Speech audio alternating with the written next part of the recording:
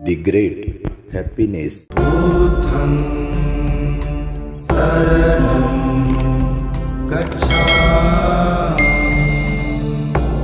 येध शोचति पेच शोचति पापकारी उभयथ शोचति शोचति सो विहन्यति दिस्वा कमालिकठमत्तनो।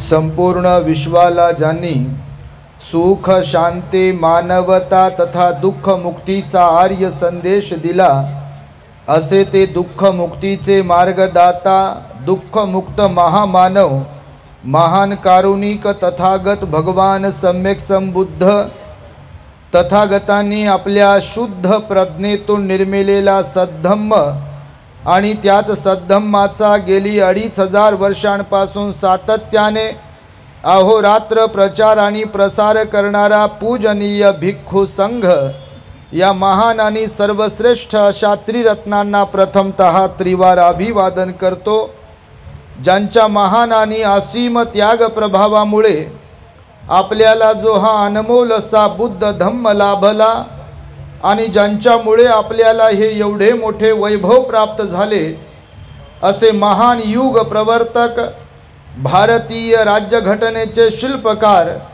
परमपूज्य बोधिसत्व डॉक्टर बाबासाहेब आंबेडकर या महामानवाच्या महान अशा विचारांना स्मरून आज या मंगलमय दिनी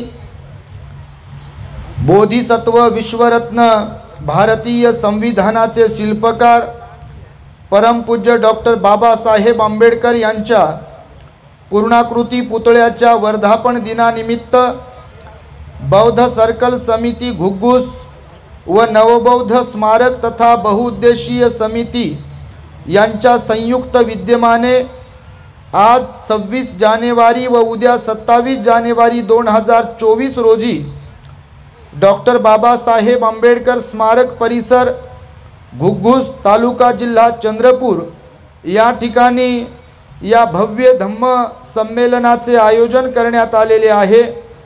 तेव्हा या संमेलनाला धम्मदेसना देऊन उपकृत करण्यासाठी माझ्या समवेत धम्म मंचावरती उपस्थित असलेले प्युरिटी ऑफ माइंड या यूट्यूब चॅनलचे संचालक पूजनीय भिक्खू धम्मबोधीजी थेरो, ज्यांनी आत्ताच आपणास सुंदर अशी धम्मदेसना देऊन उपकृत केले, असे सर्च रिसर्च या यूट्यूब चॅनलचे संचालक पूजनीय भिक्खू धम्मानंदजी थेरो, त्याचबरोबर पूजनीय भिक्खू श्रद्धा रक्षितजी, पूजनीय भिक्खू संघरत्नजी आणि पूजनीय भिक्खू रत्नमणीजी थेरो या कार्यक्रमाचे सर्व संयोजक आयोजक, ज्यांच्यामुळे हा कार्यक्रम यशस्वी होतो आहे, ती सर्वच श्रद्धावान उपासक उपासिका मान्यवर मंडळी, त्याचबरोबर ज्यांनी या कार्यक्रमात आम्ही येऊन धम्मदेसना द्यावी यासाठी वारंवार आमच्याशी संपर्क साधला, असे श्रद्धावान धम्म उपासक अशोक रामटेके, त्याचबरोबर श्रद्धावान धम्म उपासिका अलकाताई चुनारकर आणि सर्व महिला मंडळ पुरुष मंडळ तरुण तरुणी धम्मदेसना श्रवण करण्यासाठी या ठिकाणी दूरवरून उपस्थित असलेले आपण श्रद्धावान उपासक उपासिका बालक तथा बालिकांनो, तद्वतच दी ग्रेट हॅपीनेस या आपल्या यूट्यूब चॅनलचे सर्वच दर्शक, सर्वप्रथम तुम्हा सर्वांच्या प्रती मंगल मैत्री सद्भावना व्यक्त करतो आणि आपणा सर्वांच्या दुःखमुक्तीकरिता 2600 वर्षांपूर्वी तथागत भगवान बुद्धांद्वारा शिकविलेल्या धम्मोपदेशास प्रारंभ करतो।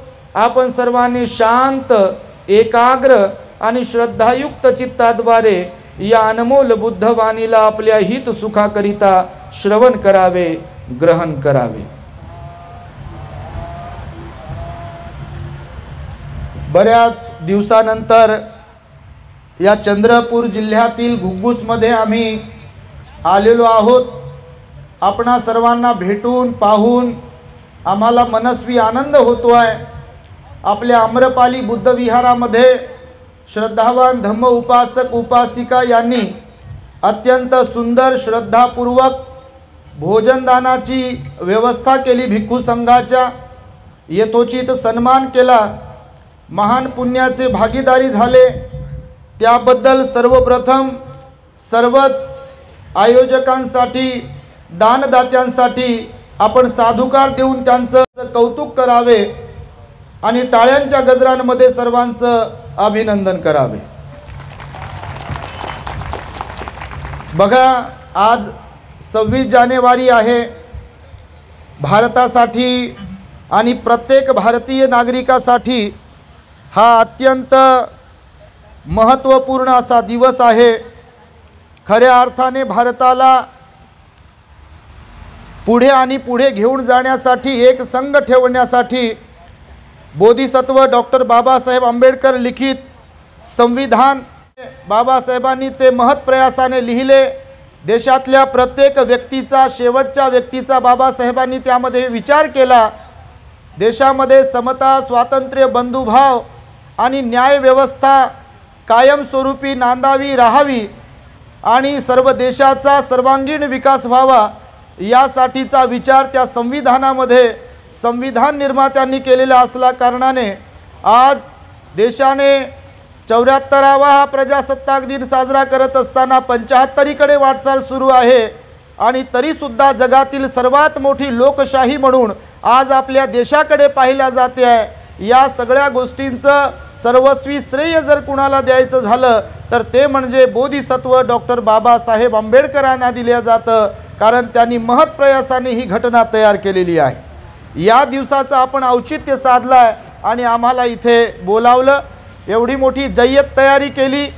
आज आणि उद्या म्हणजे 2 दिवसांसाठी बाबासाहेबांचा पूर्णाकृती पुतळा आम्ही पाहिला, आम्हाला मनस्वी खूप आनंद झाला।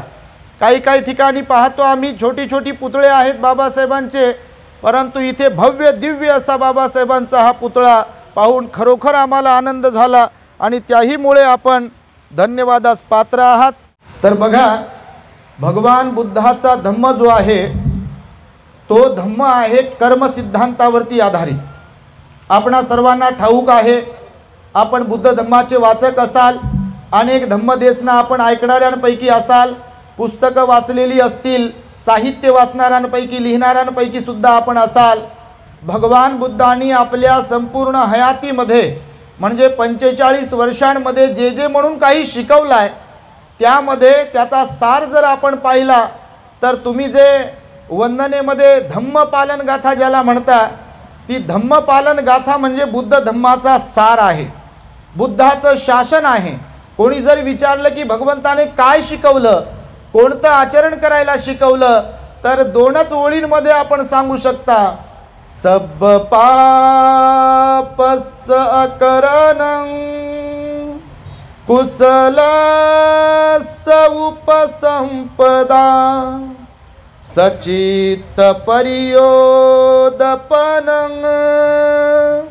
येतं बुद्धान शासनं। बुद्धाचं शासन काय आहे हे जर आपण आज विचारल्या जाईल तर तेव्हा बघा भगवंताने त्यामध्ये कर्म सिद्धांत कसा सांगितला, शिकविला। भगवान बुद्ध म्हणाले की बुद्धाचं शासन म्हणजे काय, तर सब पापस अकरणं, कुठल्याही प्रकारचं पाप कर्म न करणे, तर काय करणे, तर कुशलस्य उपसंपदा म्हणजे कुशल कर्म करीत राहणे आणि पापापासून विरत होण्यासाठी राहण्यासाठी, कुशल कर्मामध्ये मार्गक्रमण करण्यासाठी सचित्त परियोदपनं म्हणजे स्वतःच्या चित्ताला, मनाला निर्मळ ठेवता आलं पाहिजे। हेच बुद्धाचं शासन आहे, अशा प्रकारचा भगवंताचा उपदेश आहे। अर्थातच पापकर्म, अकुशल कर्म आपण करू नये, काया वाचा मनाने नेहमी सदैव आपण पुण्यकर्मामध्ये रत राहावं, अशा प्रकारचा भगवंताचा उपदेश आहे। मी मगासी प्रारंभी जी गाथा म्हणालो ती धम्मपदातील गाथा आहे।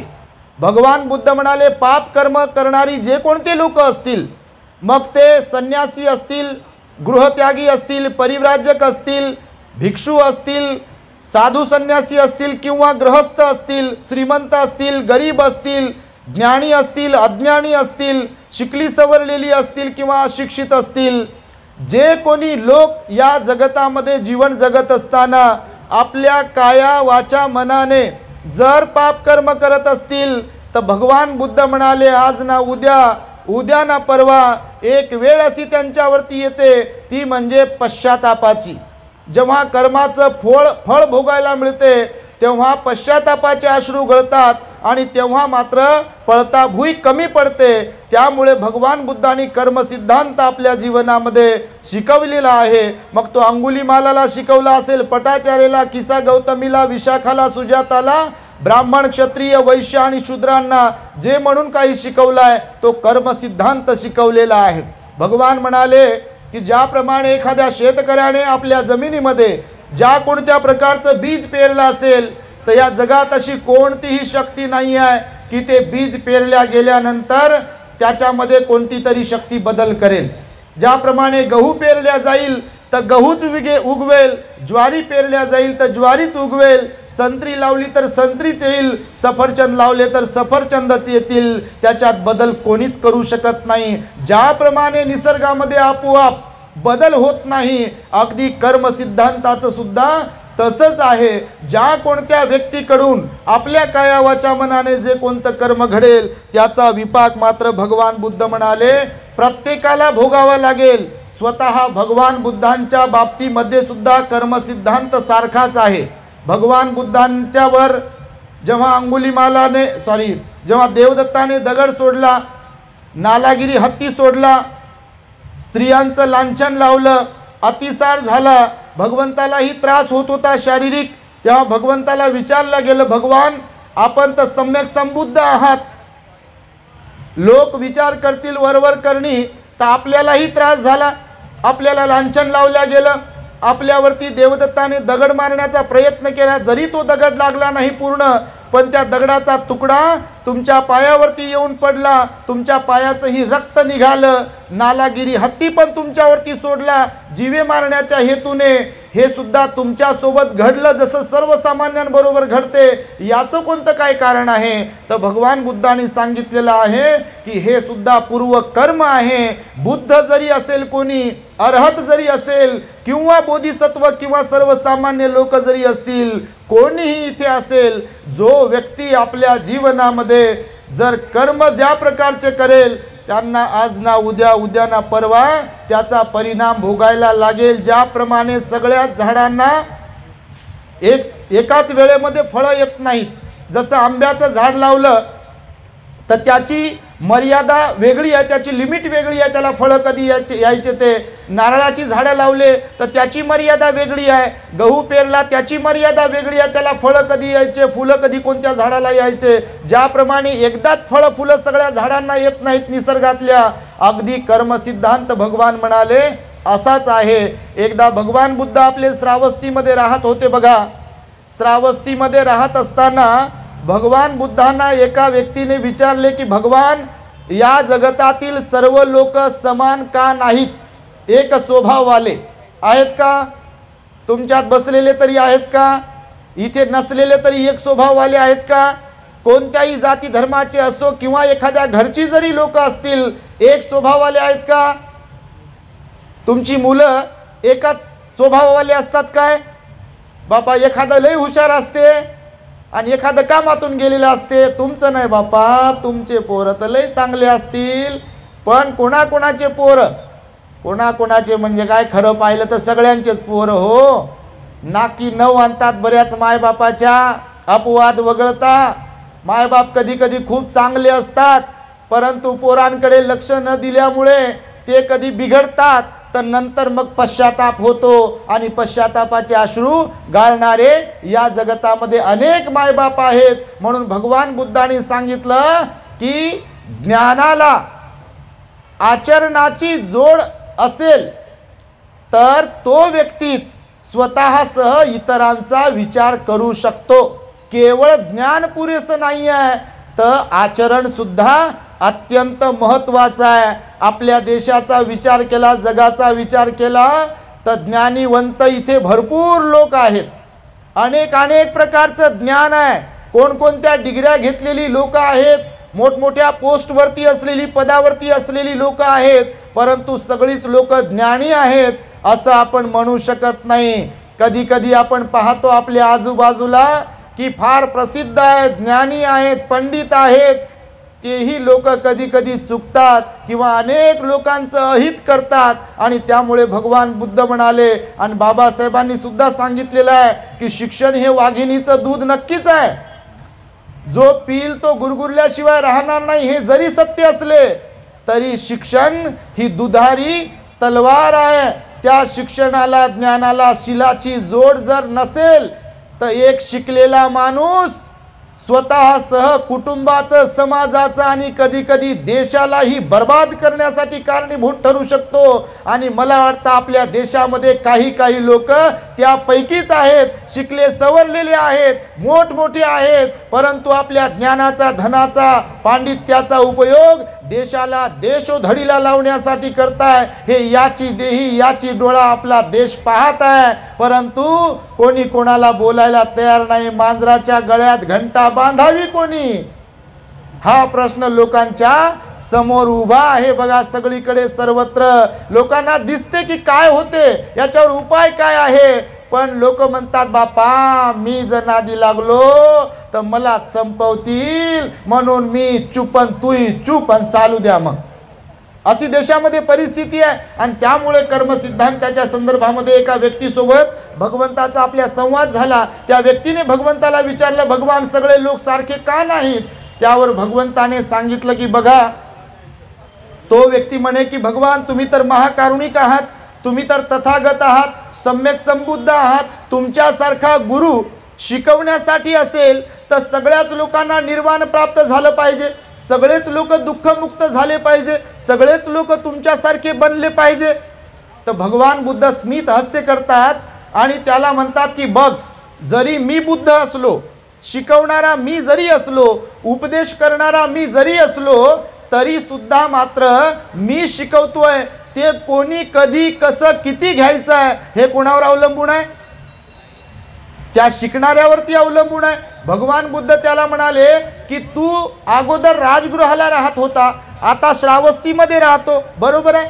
मग राजगृहाचा रस्ता, श्रावस्तीवरून राजगृहाला जाणारा रस्ता तुला चांगला अवगत आहे? तो म्हणे हो भगवान, माझ्यासारखा रस्ता तर कुणालाच माहिती नसेल.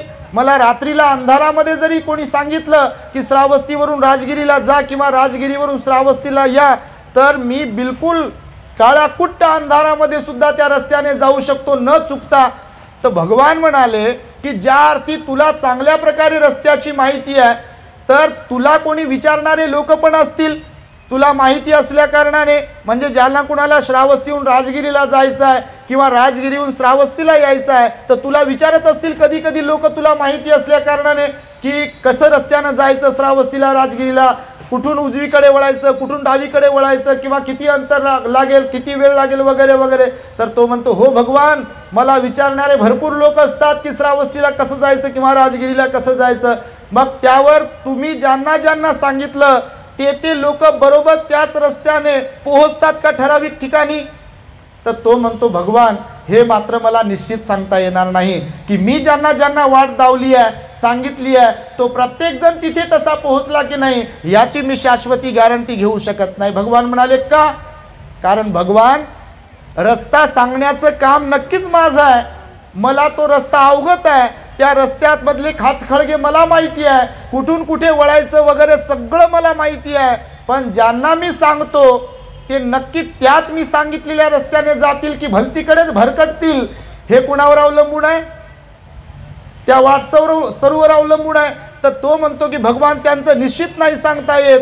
तर भगवान स्मित हास्य करून त्याला म्हणतात की बघ, माझंही गणित असंच आहे, मी मार्गदाता आहे, मी मोक्षदाता नाही आहे, मी शिकवण्याचं काम करतो, मी ज्ञानीवंत आहे, मी निर्वाणाला प्राप्त केलं आहे, मी तथागत आहे, अर्हत आहे, मला 4 आर्य सत्याचं दर्शन घडलंय, आर्य अष्टांगिक मार्ग मी शोधून काढला.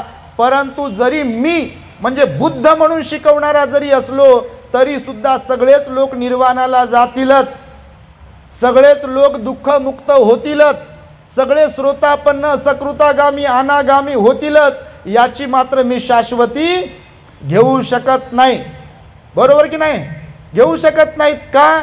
तर मार्गावरून चालणारे जे लोक आहेत त्यांच्यामध्ये गुणवत्ता कशी आहे, त्यांच्यामध्ये ती क्वालिटी कशी आहे, ते प्रॉपरली त्या मार्गाने जात आहेत की नाही हे त्यांच्यावर अवलंबून आहे. आणि म्हणून भगवान बुद्ध म्हणाले या जगातील सर्व लोक सारखे नाही आहेत. प्रत्येकाचा कर्मविपाक, प्रत्येकाचा कर्म स्वभाव हा वेगवेगळा आहे. दुसऱ्यांदा त्याला समजून सांगताना भगवान बुद्ध म्हणतात की तू जे मला विचारतोस की सगळे सारखे का नाहीत, तर भगवान म्हणाले इथे सगळी झाडं झुडपं सुद्धा सारखे नाहीत. आहेत का? बिलकुल नाही आहेत. बघा, म्हणजे माणूसच सारखे नाहीत असं नाही म्हणू शकत. झाडं झुडपंही सारखे नाही. आता हे बघा, डेकोरेशनसाठी समोर झाडं ठेवलेली आहेत. आता हे झाडं झाडच आहेत, पण सगळ्या झाडांच्या पानाचा रंग सारखा दिसतोय का तुम्हाला? बघा तुम्ही, झाडच आहेत, हे शोचे का असे ना, झाडं आहेत. प्रत्येकाला पाणीच लागते, प्रत्येकाला हवाच लागते, प्रत्येकाला ऊनच लागते, प्रत्येक मातीमध्येच येतो. पण तरी सुद्धा प्रत्येकाच्या पानाचा रंग ना सारखा आहे, ना पानांचा आकार सारखा आहे. जर फुलं आले तर त्या फुलांचाही आकार ना गंध सारखा असेल, फळं आले तर त्या फळाचाही ना आकार, ना रंग, ना चव सारखी असेल. एका चवीचे फळं नसतात. एका शेतीमध्ये जरी एखाद्या फळाची झाडं लावली तरी सुद्धा त्या प्रत्येक फळाचा रंग, प्रत्येक फळाचा आकार आणि प्रत्येक फळाचा चव ही वेगवेगळी असते. भगवान बुद्ध म्हणाले काय कारण आहे त्याला? तर तो गृहस्थ म्हणतो भगवान कर्म बीज वेगवेगळं असल्या कारणाने प्रत्येक झाडाचं फळ, पान, फुलं, रंग आणि चव वेगवेगळी आहे. भगवान म्हणतात आपणही निसर्गाचे घटक आहोत. ज्याप्रमाणे निसर्गामधल्या झाडांची पानं, फळं, फुलं त्याचा रंग, गंध आणि चव सारखी नसते, कारण बीज वेगवेगळं असते. अगदी तद्वतच मनुष्य प्राण्यांमध्ये सुद्धा एक स्वभाव, एक आचरण नसल्या कारणाने कोणी इथे सुखी तर कोणी इथे दुःखी आहे. कोणी जास्त दुःखी आहे, कोणी कमी दुःखी आहे. कोणी जास्त सुखी आहे, कोणी कमी सुखी आहे. कोणी प्रामाणिक तर कोणी अप्रामाणिक आहे. कोणी विश्वासू तर कोणी अविश्वासू आहे. कुणाचा कुशल कर्मावरती विश्वास आहे तर कुणाचा बिलकुल कुशल कर्मावरती विश्वास नाही. कोणी अकुशल कर्म करते तर कोणी कुशल कर्म करते. कोणी पुण्य कर्म करते तर कोणी पाप कर्म करते. आणि प्रत्येकाचं कर्म वेगवेगळं घडत असल्या कारणाने इथे प्रत्येकाचा स्वभाव वेगवेगळा आहे. म्हणून जरी माता पिता तेच असले तरी त्या मुलांचा स्वभाव सारखा नसतो. कोणीतरी प्रेमळ आहे, कोणीतरी सेवाभावी आहे, कोणीतरी बुद्धिवान आहे, कोणीतरी धार्मिक आहे, कोणीतरी शुद्ध आचरणवाला आहे, आणि कोणी कोणी चोर आहे, कोणी कोणी डाकू आहे, कोणी कोणी ठकवणारं, कोणी कोणी फसवणारं आहे. इवन कधी कधी मायबापही काही जेव्हा चांगले असतील तर त्यांचे मुलंही कधी कधी काही ठिकाणी बिघडलेले आपल्याला पाहायला मिळतात. त्यामुळे भगवान बुद्ध म्हणाले मिळालेल्या आयुष्यामध्ये आपण कर्म चांगले केले पाहिजे. त्यासाठी आपल्याकडे प्रामाणिकपणा असला पाहिजे. कुशल अकुशल यातला भेद आपण समजून घेतला पाहिजे. पाप पुण्यातील फरक आपण समजून घेतला पाहिजे. आणि त्यासाठी असावी लागते ती आपली श्रद्धा बुद्धावर, धम्मावर आणि संघावर. आणि म्हणून तर बघा केवळ ज्ञान पुरेसं का नाही याचं तुम्हाला उदाहरण सांगायचं झालं तर डॉक्टर बाबासाहेब आंबेडकर हेच उदाहरण असू शकतात. MA, PhD, DSc, LLD, Litt barrister at law एवढ्या डिग्र्या घेतणारे बाबासाहेब बुद्ध धम्माची दीक्षा घेतात. जर शिक्षणच सर्व काही आहे, जर पैसाच सर्व काही आहे तर बुद्धाचा धम्म स्वीकारण्याची गरज पडली नसती. परंतु बाबासाहेब म्हणाले या जगाला बुद्ध धम्माशिवाय तरुणोपाय नाही.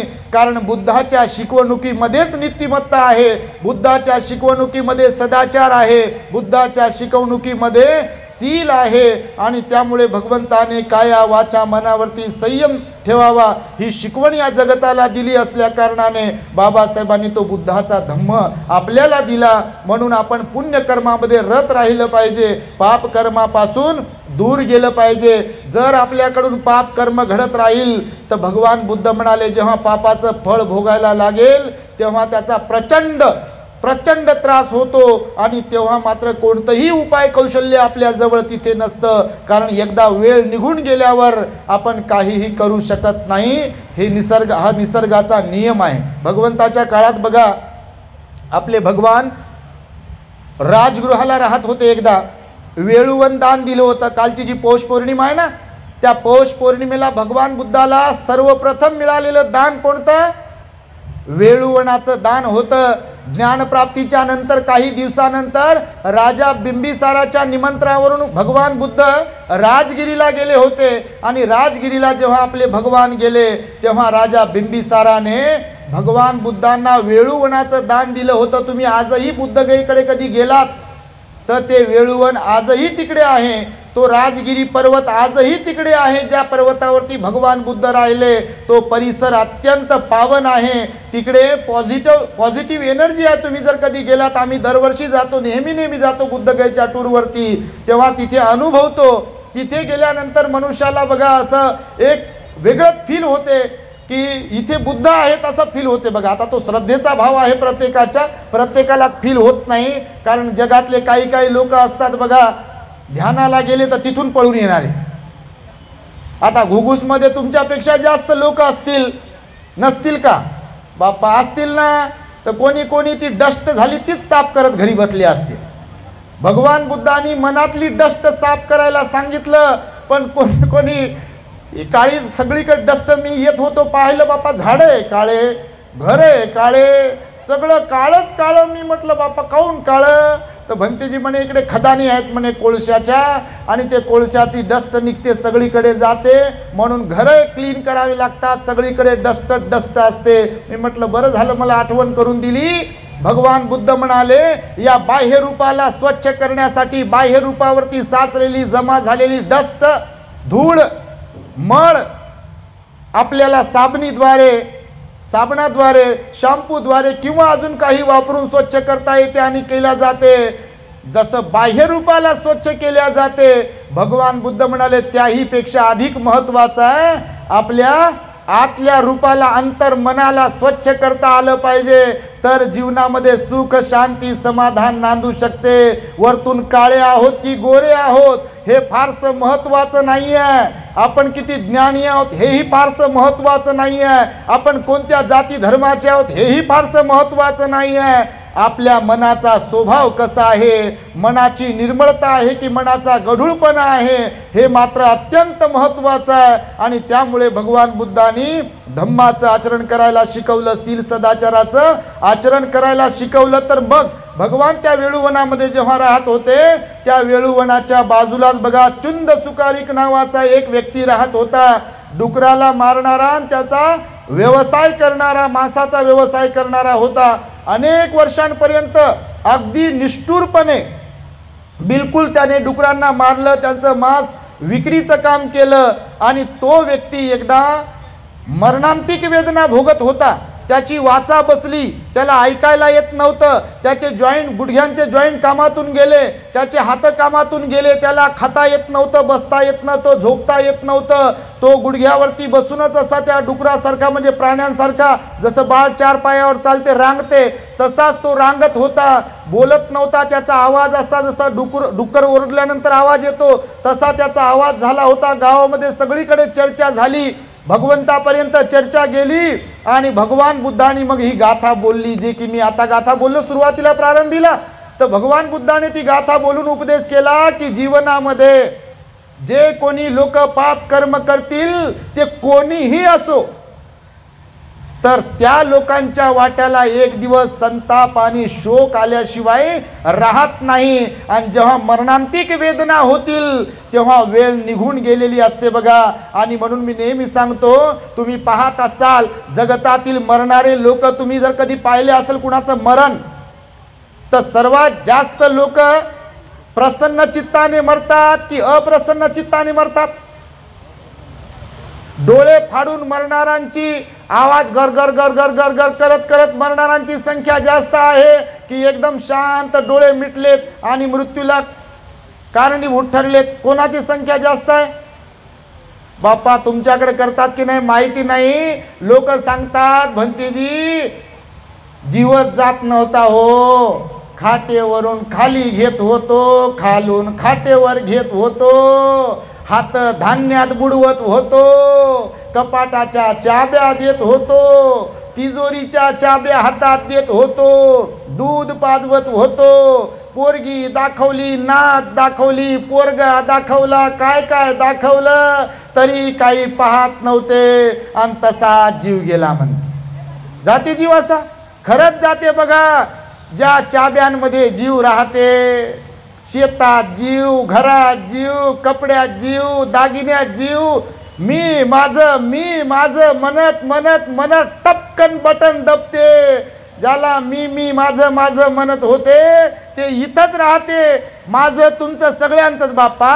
आपल्याकडे काही असू द्या, ज्याच्यात लय जीव आहे, किती जीव असू द्या, ते आपले तुमचे लेकरं असो का कोणी असो, जेव्हा बटन दबते जपू जपू ठेवलेलं राहते. लुटू लुटमार करून आणलेलं असते, फसवून ठकून आणलेलं असते. माझ्यासारखं कोणाचं घर नाही म्हणते, माझ्या टीव्ही सारखा कोणाचा टीव्ही नाही म्हणते, माझ्या फ्रीज सारखं कोणाचं फ्रीज नाही म्हणते. बाप्पा विचारूच नका काय काय नाही म्हणते. आणि एक दिवस निघून जाते, असं पडते. मग जर माणूस असेल तर एखादा म्हातारे बाबा येतात जवळ, खिशात काय ठेवलंय का पाहू द्या म्हणते. जरा बारीक दाटूमुटूचं रडते, जरा ते बी खिशात काही ठेवलं का पाहू द्या म्हणते. कमरेला काही आहे का, गळ्यात काही आहे का, नाकात काही आहे का, कानात काही आहे का, बोटात अंगठी वगैरे राहिली का, तपासून घेऊ द्या म्हणते. मला घरचे लोक तर तपासू शकत नाहीत बाप्पा. तशी जर परवानगी दिली असती तर लगेच काढून घेतलं असतं. पण तसं लोकांचा स्वभाव असतो की बा कोण लोक काय म्हणतील म्हणून. बघा जेव्हा आपण मृत्युमुखी पडतो तेव्हा सगळं काढून घेतलं जाते. ज्याच्या जीव आहे ते सगळं काढून घेतल्या जाते. जर गोदडी उशी खराब झालेली असेल तर ती जाऊ द्या म्हणते, मग सोबत तेवढी सोबत जाऊ द्या म्हणते. फक्त अंगठी मात्र काढून घ्या म्हणते, चैन काढून घ्या म्हणते. उशीच्या खाली काही ठेवलंय ते काढून घ्या म्हणते, उशी जाऊ द्या म्हणते. बापा त्याच्यामुळे जीवनाला समजून घ्या म्हणाले भगवान की जीवन काय आहे. वाया जाण्याच्या अगोदर आपण आपल्या जीवनाला आनंदी आणि सुखपूर्वक बनविण्यासाठी शील सदाचाराचं पालन केलं पाहिजे, शुद्ध कर्म केलं पाहिजे काया वाचा मनाने भगवान बुद्ध म्हणाले. आणि म्हणून त्या चुंद सुकारिकाच्या बाबतीमध्ये भगवान बुद्ध म्हणाले असं कोणतं कर्म करू नये मनुष्याने पुन्हा पुन्हा की जे केल्यावर पश्चातापाची वेळ येईल, जे केल्यामुळे आपल्याला शोक होईल, दुःख होईल, आपण परेशान होऊ आणि वाईट प्रकारे मृत्यूला कारणीभूत ठरू. असं आपल्याकडून कर्म घडता कामा नये. जर तसं कर्म घडलं तर मग ते कोणी असो त्याचं फळ खूप वाईट प्रकारे भोगावं लागते. म्हणून जेवढं आयुष्य मिळालंय बघा त्या आयुष्याचा सदुपयोग करा. सदुपयोग करता आला पाहिजे, नाहीतर लय लोक येतात आणि वाहत जातात. बघा तुम्ही नेहमी सांगतो आपण नदीमध्ये काही काही ठिकाणी गवत उगवते. नदीत तुमच्याकडे नदी आहे का बापा? तुम्ही काय काय पृथ्वीच्या दुसऱ्या ग्रहावर थोडी राहता. नद्या तुमच्याकडे असतील तर तुम्ही नदीत कधी पहा. पावसाळ्याच्या दिवसांमध्ये तर नदीच्या मधोमध माती वगैरे रेती वगैरे जमा होते आणि त्याच्यावर गवत उगवते. असं टेकडी वगैरे होते छोटीशी. नदीला पूर येते तर त्या टेकडीवर जमा झालेलं उगवलेलं गवत असं झुकते. पण किनाऱ्यावर असलेली झाडं अशी ताठ, काही काही माणसं पण अशी ताठच बघा. एकाच मोडमध्ये घड्याळाचा काटा असते की नाही, बॅटरी सेल गेल्यावर असा जागेवर टिक, सेकंदाचा काटा, मिनिटाचा काटा आणि घंट्याचा काटा असा जागेवर टिक टिक टिक करते, फिरतच नाही. तसेच काही काही लोक बघा आपल्यातच मशगूल असलेले, अहंकाराने पछाडलेले आपल्याच जागेवर असे असतात बघा. मेरे जैसा कोई नाही, माझ्यासारखं कोणी नाही, मला पाहान फुलं वाहा. कोणाच्याच कामी पडत नाही असे काही लोक असतात बघा. लय धन दौलत श्रीमंती जळ म्हणता जळेना, अजून कमवू द्या म्हणते, माझेच खिशे भरू द्या म्हणते, माझंच घर भरू द्या म्हणते. आणि म्हणता म्हणताच जाते डॉक्टर म्हणते पैसा लावून आता काही उपयोग नाही म्हणते, घेऊन जा म्हणते, तूप रोटी खाली तर खाऊ द्या, 2 दिवसाचे धनी आहेत म्हणते. आणि काय करतात याला मग? तर ते नदीतलं गवत वागते, पूर ओसरला की पुन्हा डोलते. पण किनाऱ्यावरती झाडं कोण क्या करता म्हणते, पाणी काय करते पाहू म्हणते, पूर काय करते पाहू. पहिला पूर येते त्या झाडाच्या बुडाखालची थोडीशी माती घेऊन जाते, दुसरा पूर येते झाडाच्या बुडाखालची अजून थोडी माती घेऊन जाते, तिसऱ्यांदा महापूर येते. तुम्ही कधी पाहिलं असेल तर किनाऱ्यावरती न वाकणारी न झुकणारी झाडं होत्याची नव्हती होतात, मुळा सकट उपटून जातात. परंतु नदीच्या मधोमध असलेलं गवत कितीही मोठा पूर जरी आला तर पूर ओसरल्यावर मस्त पुन्हा डौलतात. भगवान बुद्ध म्हणाले जिवंत असताना आपण त्या गवतासारखे वाकणारे असलो पाहिजे, झुकणारे असलो पाहिजे. ज्या लोकांना वाटतं बाबासाहेब झुकले नाही तर नक्कीच झुकले नाही. कुठे तर कोणाच्याही समोर झुकले नाही, नको त्या ठिकाणी नक्कीच झुकले नाही, पण झुकले बाबासाहेब भगवान बुद्धांच्या समोर. आपल्या लोकांनी ह्याच्यापासून प्रेरणा घेतली पाहिजे आणि आपण झुकायला वाकायला शिकलो पाहिजे. बुद्ध धम्मसंघाच्या समोर झुकण्यासाठी म्हणून बघा त्यासाठी आपल्याला शुद्ध बनावं लागेल, निर्मळ मनाला बनवावं लागेल, परंतु त्यासाठी बुद्धी पण असावी लागते. असते बापा प्रत्येकाला बुद्धी, पण कोणाची चालते आणि कोणाची चालत नाही, फरक एवढाच आहे. कारण मेंदू तर प्रत्येकाला दिलाय ना, दिला नाही असं थोडी आहे. आपण जिवंत आहोत म्हणजे मेंदू आहे ना, जिवंत आहोत, हृदय आहे म्हणून जिवंत आहोत ना, फुफ्फुस आहे म्हणून तर श्वासोश्वास घेऊ शकतो, जिवंत आहोत ना. पण असूनही काही काही लोकांचं चालत नाही, डिॲक्टिवेट झालेलं असते. जसं सिम कार्ड डिॲक्टिवेट होते कधी कधी, तसं काही काही लोकांचा मेंदू पण जीवन जगत असताना हृदय पण आणि फुफ्फुस पण डिॲक्टिवेट होते आणि ते कामच करणं बंद करते. मग त्यांना चांगलं काही समजत नाही, वाईट समजत नाही, कुशल अकुशल समजत नाही, पुण्य पापातला फरक कळत नाही, धार्मिकता कळत नाही. ते आपल्याच पद्धतीनं चालतात. बघा तुम्हाला माहीत असेल नसेल, बोधकथा सांगत असतो आपण, बऱ्याचदा सांगितली, जाता जाता तुम्हालाही सांगतो. काही काही लोक कसे असतात, बिना मेंदूचे, बिना हृदयाचे, बिना फुफ्फुसाचे कसे असतात. तर मागे एकदा सांगितली होती, बऱ्याच ठिकाणी सांगत आहे. देशातला माहोल खरंच तसा आहे म्हणून देशालाही लागू होणारी बोधकथा आहे एक, तुम्ही ऐकली पण असेल. पण जाता जाता पुन्हा तुम्हालाही सांगतो की काही लोक माणसांसारखे माणसं असताना देखील चांगल्या वाईटातला फरक समजत नाही. आपण काय करतोय, काय बोलायला पाहिजे, काय नाही बोलायला पाहिजे, कोणतं आचरण करायला पाहिजे, कोणतं आचरण नाही करायला पाहिजे, हेही लोकांना कळत नाही. पुण्यकर्मातला आणि पापकर्मातला फरक कळत नाही. आणि त्यामुळे बघा एकदा जंगलामध्ये एक गाढव राहत होतं. गाढव समजते ना बापा, गाढव कोणाला समजत नाही. तुमच्या घुगुसला तर अगोदर गाढवच वापरत असतील ते दगड वाहण्यासाठी. आता गाड्या मशिनी वगैरे आल्या असतील, सुरुवातीचा काळ तुमच्या पंजोबाचा काळ वगैरे. तर एक गाढव होतं आणि एक कोल्हा होता आणि एक सिंह होता. तर कोल्हा असतो, कोल्हा लबाड असतो. कथेत सांगितलं लबाड, खरं तर लबाड वगैरे नसतो, पण कथेत लबाड सांगितलं. तर सिंह जंगलाचा राजा होता आणि सिंहामध्ये पण आळस असतो. असं काही नाही की धडधाकट लोकांमध्ये आळस नसतो, असतो की नाही? धडधाकट लोकांमध्ये पण आळस असतो की नाही? असतोच म्हणता बाप्पा, खरंच असतो आळस. आळस काय कुणातही असतो. तर सिंहातही आळस निर्माण झाला आणि नेमका कोल्हा बरोबर सिंहाकडे त्याच वेळी गेला आणि सिंहाला म्हणाला, कोल्हा महाराज आपण जंगलाचे राजे आहात, माझी एक आपणास विनंती आहे आणि मला तुमची सेवा करण्याची इच्छा निर्माण झाली आहे. तुम्ही मला तुमच्या सोबतीला ठेवलं तर नक्कीच तुम्हाला हवी तशी मी तुमची सेवा करेल, जर आपली परवानगी असेल तर. आता नोकर, गुलाम, चाकर, वर करणारे, पुढं करणारे, हांजी करणारे लोक कोणाला नाही आवडत बापा. लोक तर विकत घेतात अशी माणसं आपल्या देशात. घेतात का नाही?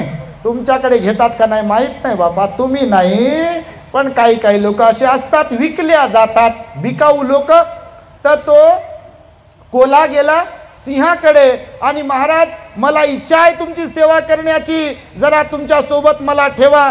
तर सिंह म्हणे ठीक आहे, उद्यापासून तू काम कर, माझ्या गुफेच्या आजूबाजूला माझ्या जवळपास जिथे कुठे शिकार चालून आली असेल तर तू मला सांगण्याचं काम कर, मी येतो आणि झडप टाकतो आणि ती शिकार आपण दोघे मिळून मग खात राहू. कोल्हा म्हणे जमलं म्हणे गणित. तर दुसऱ्या दिवशीपासून ड्युटी कोल्ह्याची सुरू झाली. शिकार जवळपास आली की तो सिंहाला सांगायचा की महाराज शिकार चालून आली.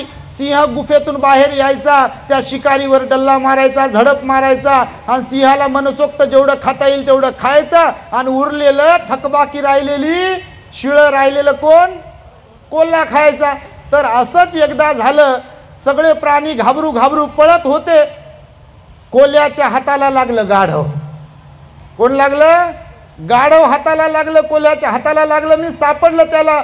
आणि कोल्ह्याच्या मनामध्ये युक्ती सुचली आणि तो कोल्हा गाढवाला म्हणाला की गाढव दादा, सिंहाने राजाने मला एक निरोप देण्यासाठी सांगितला तुम्हाला.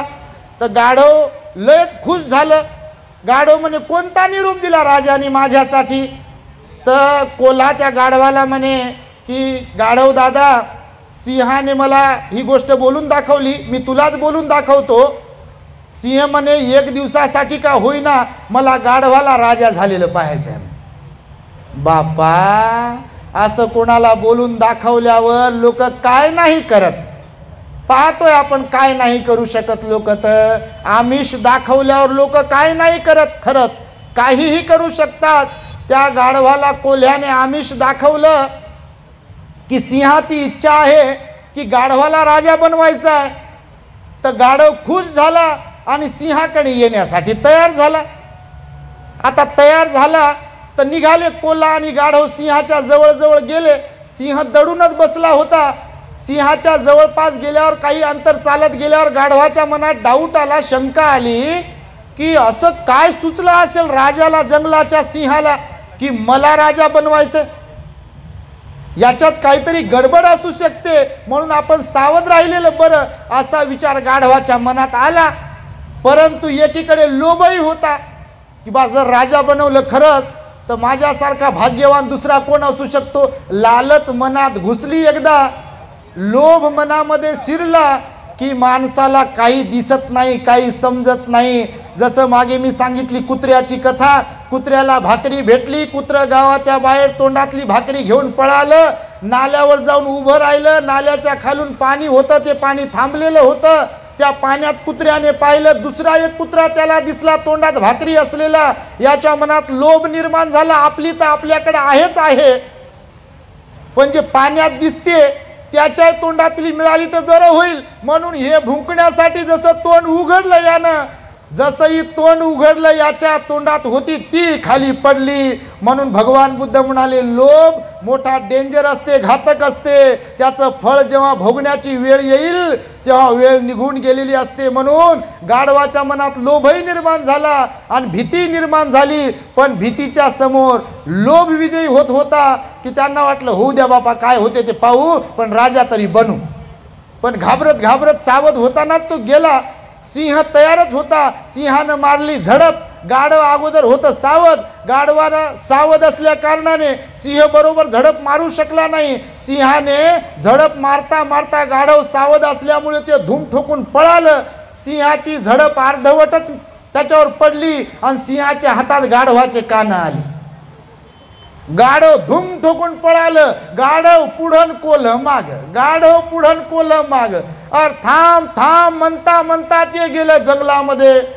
जंगलात जाऊन मग यानं मागे वळून पाहिलं की आता काय सिंह वगैरे मागे नाही. दम लागला त्याला, धाप लागली. तो कोल्ह्याला म्हणे कोल्ह्या तू मला फसवलं म्हणे, तू स्वतःला काय समजतो म्हणे, मला फसवलं राजा बनवायचं म्हणून. कोल्हा दमला होता. तो म्हणे गाढव दादा मला वाटलं बा तू हुशार असशील.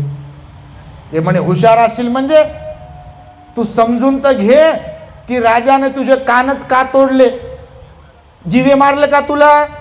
तर म्हणे नाही गडा, जिवे तर मारले नाही, कानच का तोडले? तर ते म्हणे का तोडले?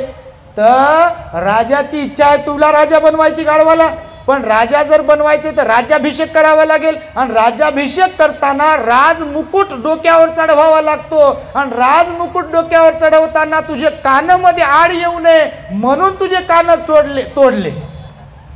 गाढव ते गाढव, माणसांना कळत नाही आपण कोणीकडे चाललो ते. गाढवाला काय कळेल बाप्पा. गाढवाला वाटलं असं का, तर कोल्हा म्हणे लगेच चला पुन्हा. गाढव तयार झालं. पण पुन्हा जाता जाता याच्या डोक्यात विचार आला की चाललो तर खरं, पण पुन्हा झडप मारली, नरडीचा घोट घेतला तर काय करावं, आपण सावधच राहू. गेलं गेलं गेलं, सिंह बिलकुल बसलेलाच होता टपून झडप मारण्यासाठी. दुसऱ्यांदा गेल्यावर सिंहाने पुन्हा मारली झडप. सिंहाने झडप मारली, यावेळी गाढवाची शेपटी सिंहानं तोडली. झडप काय पूर्ण बसली नाही, शेपटीच दाताला लागली, शेपटी तेवढी तुटली. पुन्हा गाढव पुढं, कोल्हा मागे. हा दूरपर्यंत गेले, पळाले, धाप लागली. मग यानं गाढवानं मागे वळून पाहिलं, आपल्या कोणी मागे नाही, आणि तिथं थांबलं तर कोल्हा हजर तिथं. कोल्हा म्हणे, काय गाढव दादा, मी एवढ्या शर्तीच्या प्रयत्नाने तुला राजाच्या जवळ घेऊन चाललो राजा बनविण्यासाठी, आणि तू काय डोक्याचा वापरच करत नाही आहेस. तो गाढव म्हणे, तू मला काय समजू लागला म्हणे, एकदा जीव वाचला, दोनदा वाचला, आता काय जीव घेतो का काय माझा, मला वेडं बिडं समजतं काय. पहिले तू सांगितलं की मुकुट घालायचा म्हणून कान तोडले, आता शेपटीचं काय काम होतं म्हणे, शेपटी कशाला तोडली. तर कोल्हा लगेच म्हणे की गाढव दादा बघ, राजा जर बनायचा आहे तर मुकुट घालावं लागेल. ते म्हणे बरोबर आहे गड्या, मग राजा जर बनायचा आहे, मुकुट जर घालायचा आहे, तर तुला कशावर बसावं लागेल, सिंहासनावर बसावं लागेल ना. मग सिंहासनावर जर बसायचंय तर शेपटी आड येईल की नाही. ते विचारातच पडलं, हो गड्या खरंच आहे हे, पण तुला कळत कसं नाही म्हणे, मी एवढं समजून सांगू लागलो, एवढे प्रयत्न करू लागलो तुझ्यासाठी, तुला समजत कसं नाही. याच्यात पुन्हा लोभ संचारला. याला वाटलं ही गोष्ट तर खरीच आहे, कान तोडले मुकुटासाठी, शेपटी तोडली सिंहासनावर बसण्यासाठी. तर कोल्हा म्हणे लगेच चला पुन्हा. गाढव पुन्हा तयार झालं. बापा, लोक असेच तयार होतात 5 वर्षानंतर.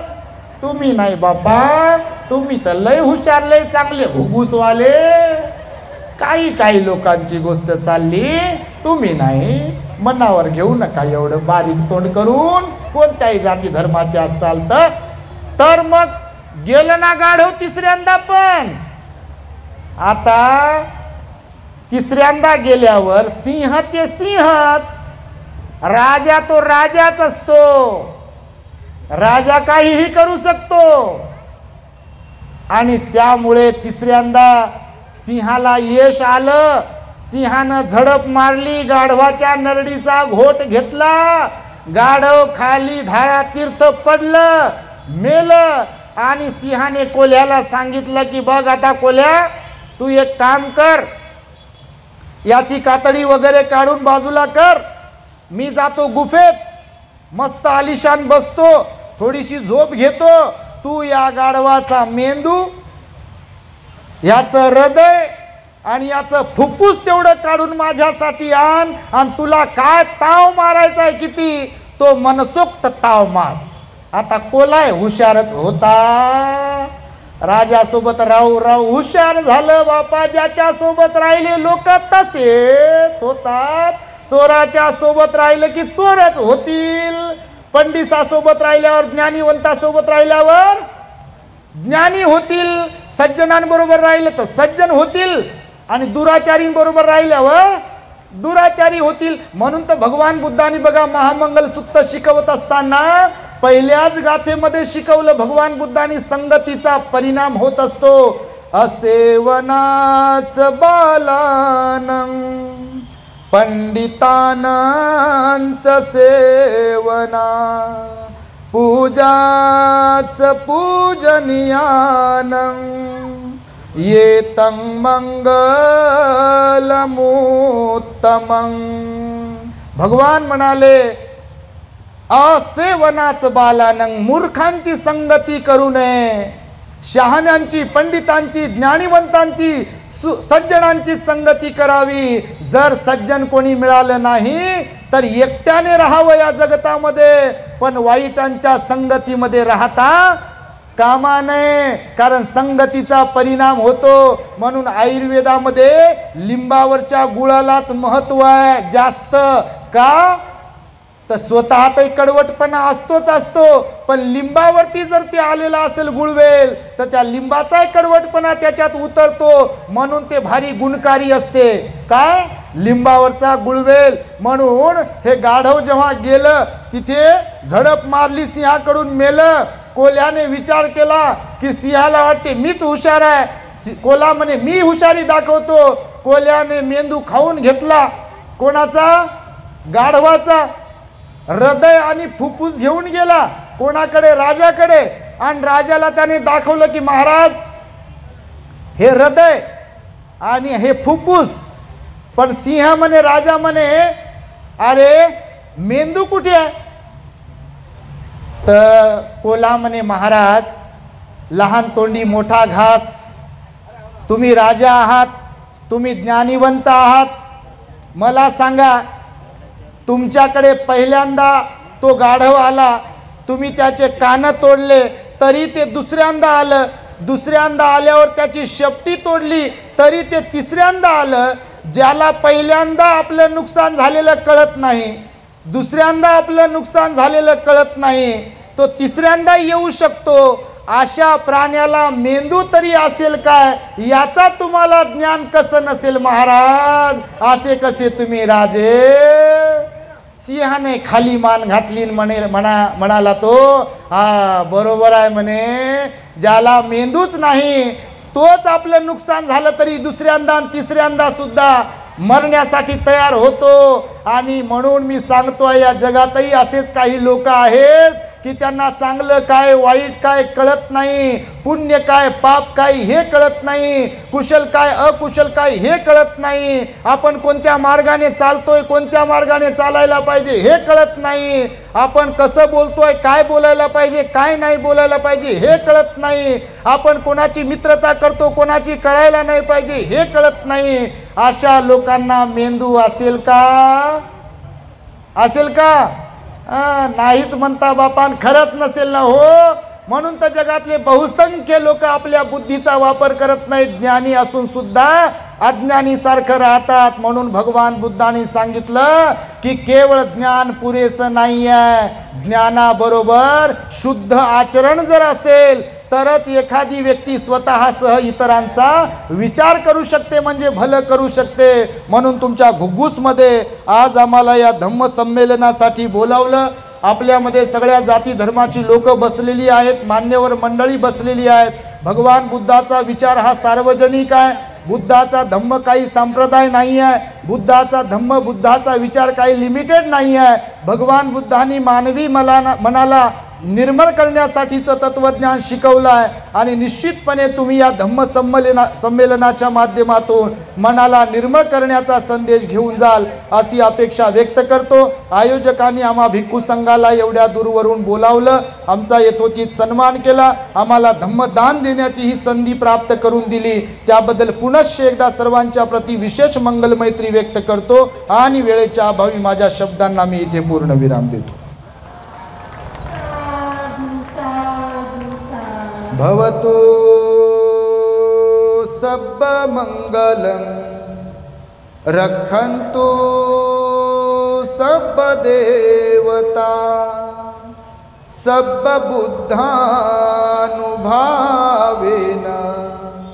सदा सुखी भवन्तु ते.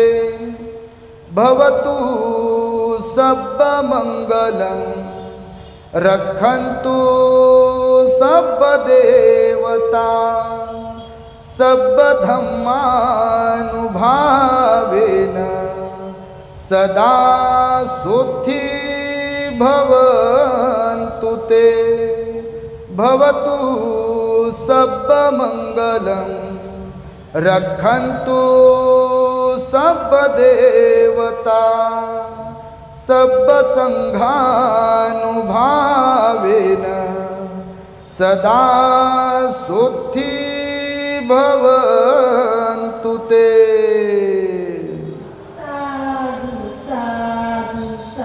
बुद्धं नमामि धम्मं नमामि संघं नमामि. The great happiness. बुद्धं शरणं